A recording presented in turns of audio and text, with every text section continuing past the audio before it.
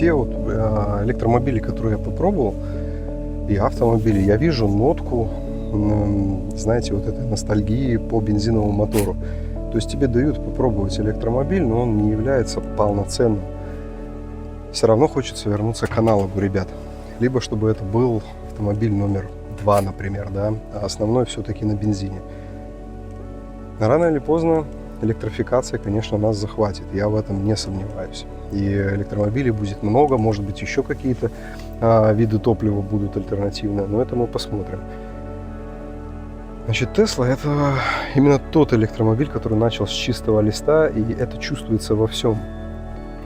Здесь все абсолютно эксклюзивно, и вы это ощущаете. Я не говорю, что это какой-то эксклюзивный автомобиль, и он мега премиальный или особенный. Нет, это самый сбалансированный и четкий автомобиль. Значит, по поводу ремонта. Что у меня было за эти 15 тысяч километров? Поломок не было никаких. Единственное, что при вращении руля были какие-то щелчки. Tesla об этом знает, она выпустила модернизированные рычаги. Там шаровые опоры, я так понимаю, в рычагах они щелкали. Именно такой щелчок. Поменяли рычаги по гарантии, там по 180 евро за этот рычаг, все бесплатно, там все в рамках гарантии покрывается. Поменяли рычаги. Что еще? Ну вот сейчас начал брякать сабвуфер почему-то. Но не сам сабвуфер, а где-то обшивка вокруг него. Также по гарантии сейчас я приеду, мне там заменят либо сабвуфер, либо крепление, там что-то они заменят. Так вот, машина не ломается, она не перегревается. Самое что интересно, вот я езжу в горах, у меня нету разницы, поднимаюсь я вот так или спускаюсь я вот так. Ощущения абсолютно те же самые, и они вообще иные, другие. Конституция обгона, культура обгона, она абсолютно другая. Когда я сел на электромобиль 15 тысяч километров назад, я не думал, что мой стиль вождения настолько изменится. Обладая вот подобной электричкой мощной, вот эта версия, это Dual мотор 2023 года, сентябрьская, берлинская сборка, 5.1 в стоке, разгон до 100, и я сделал Boost Acceleration, она сейчас 4.4 разгоняется, 100 лошадиных сил, в общем, добавилось. Что я хочу сказать? Я ездить стал гораздо спокойнее. Раньше на более даже мощных автомобилях по количеству лошадей я исполнял всякие вещи. Я не исключаю то, что, может быть, повзрослел или еще что-то, но Tesla меняет вас. Меняет в неимоверно лучшую сторону. Какое-то время, да, вы вжигаете и прочее. То есть, да, иногда, да, абсолютно. Но вот это повседневно, оно перестает быть нужным. Лично у меня это произошло так. Я езжу на ней абсолютно спокойно, когда мне надо ускориться, избежать аварийной ситуации или сделать обгон, вот тогда я выпускаю своих коней на прогулку, и машина просто телепортируется.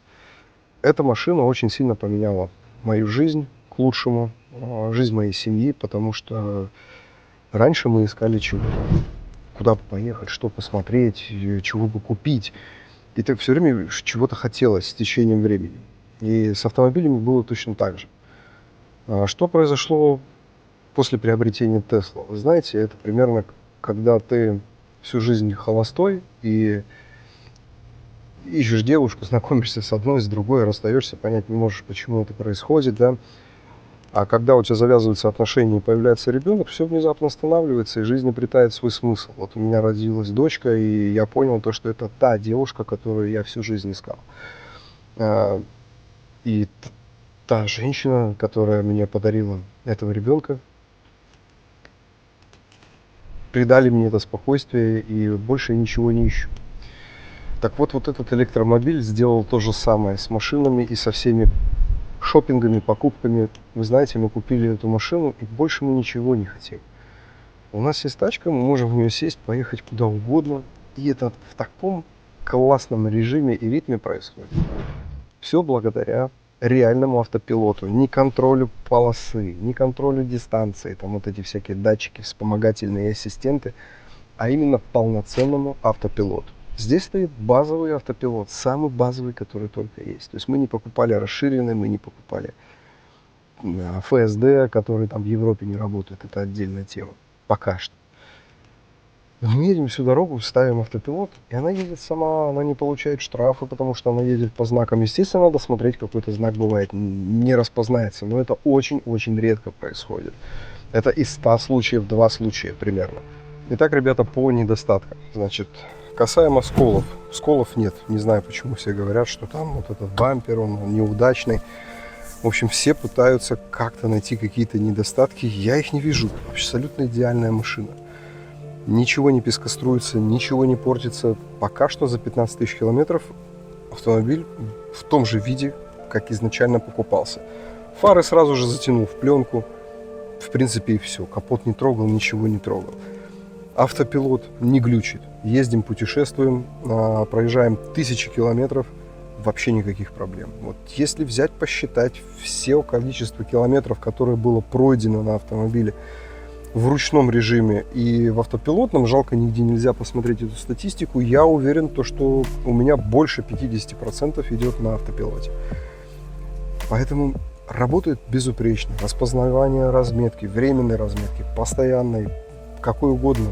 Когда постоянная разметка есть и рядом, допустим, желтая, тоже никаких проблем. То есть мы ездим, да, всегда на готове, всегда на контроле, то есть готовы вмешаться, иногда приходится вмешаться. Поэтому из недостатков в плане передвижения, нету, ребят, никаких. Машина едет как по рельсам. По поводу подвески, кому-то она там мягкая, кому-то она там жесткая. Я, если честно, это не понимаю. Ребят, нет такого автомобиля, чтобы ты сел и было прям вообще идеально. Всегда будет где-то что-то страдать, где-то валкость появляться, где-то еще что-то, управляемость теряться. То есть комфорт, он всегда режет управляемость. Хотите управляемость, будете немножко терять комфорт. Допустим, на 19-х тапках мне максимально комфортно. Мне кажется, если бы я взял перформанс-версию, мне бы было уже жестковато, несмотря на ее там классные магнитные амортизаторы. Акустическая система, музыка, все работает великолепно, абсолютно. Что еще?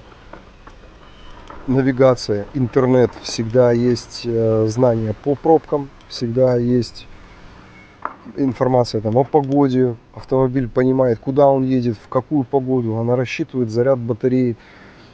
То есть у меня никогда не было бы такого, что я бы выехал, мне машина говорит, ты приедешь туда на там 7%, а едешь еще там 10 километров, а уже 0.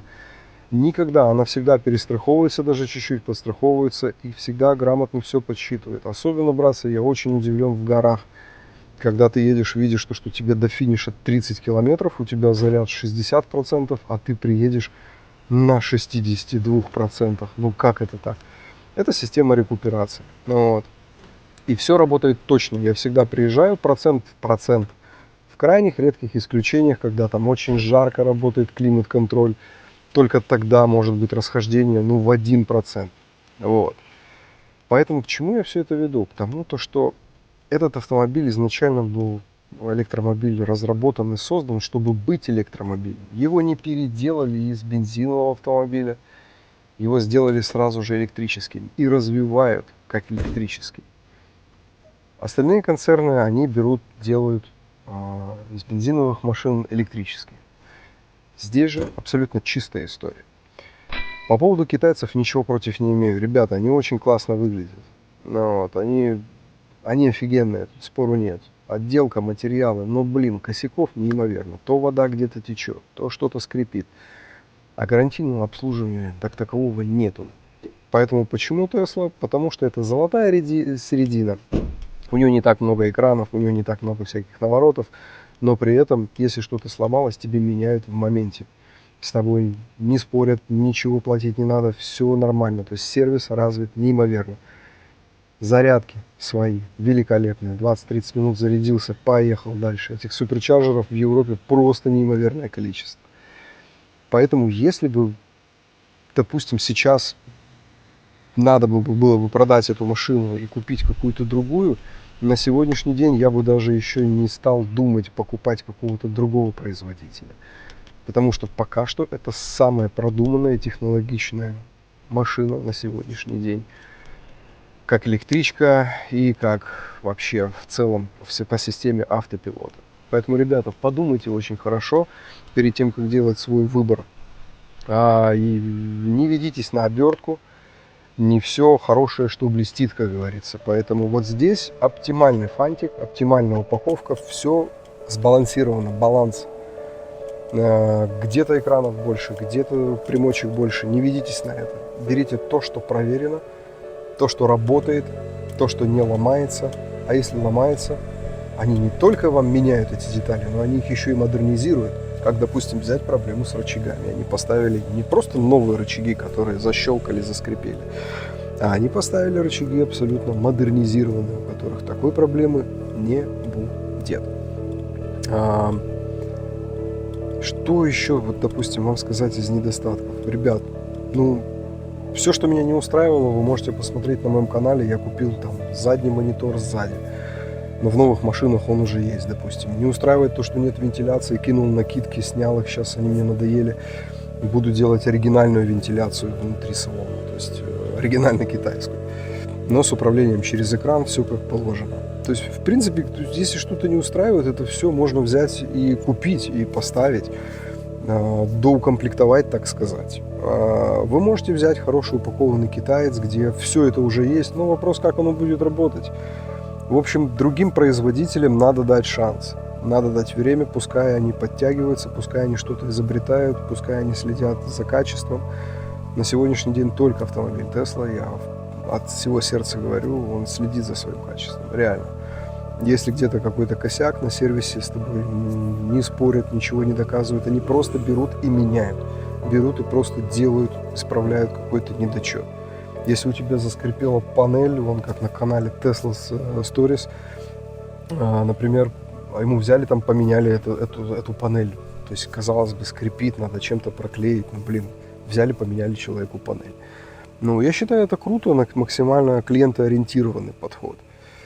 Братцы, ну, по поводу брать новую Model Y или не новую Model Y, да, то есть ждать рестайлинг или нет. Ну, конечно же, ждать. Вот. Это уже машина, она уже все, я считаю, она начинает устаревать. Сейчас выйдет новая Y, у которой будут другие фары, другой салон. Все будет абсолютно интереснее. Не кардинально, конечно, но интереснее. Если вы рассматриваете БУ сегмент, берите смело и даже и не думайте. Вот. Только не покупайте биты. Вот. Ребят, свет, огонь, управляется отлично. То есть тормоза превосходные. Ну, блин, я ничего плохого не могу про нее кардинально сказать. Ну, царапаются колеса, мы про это поговорили. Управление великолепное. Точность, подвеска, все полностью устраивает. Поэтому это были мои мысли по поводу на сегодняшний день насчет Tesla Model Y на пробеге 15 тысяч километров. Пока что полет нормальный. Также общаюсь с ребятами, у которых пробег гораздо больше. Поэтому время покажет. На сегодняшний день все просто идеально. Касаемо деградации батареи, напоследок вам скажу, покупал машину было 530, сейчас 510. То есть почти за год 15 километров ушло, 5 километров ушло в резерв программным обеспечением. Поэтому 15 километров деградации из 530 километров заявлено. Давайте на этом прощаться. Наилучшие мои пожелания вам. Привет из Хорватии. Ребята, берите и не думайте. Это офигенная машина Tesla Model Y. Поэтому до новых встреч. С вами был Tesla Пират. Подписка, лайк. Счастливо.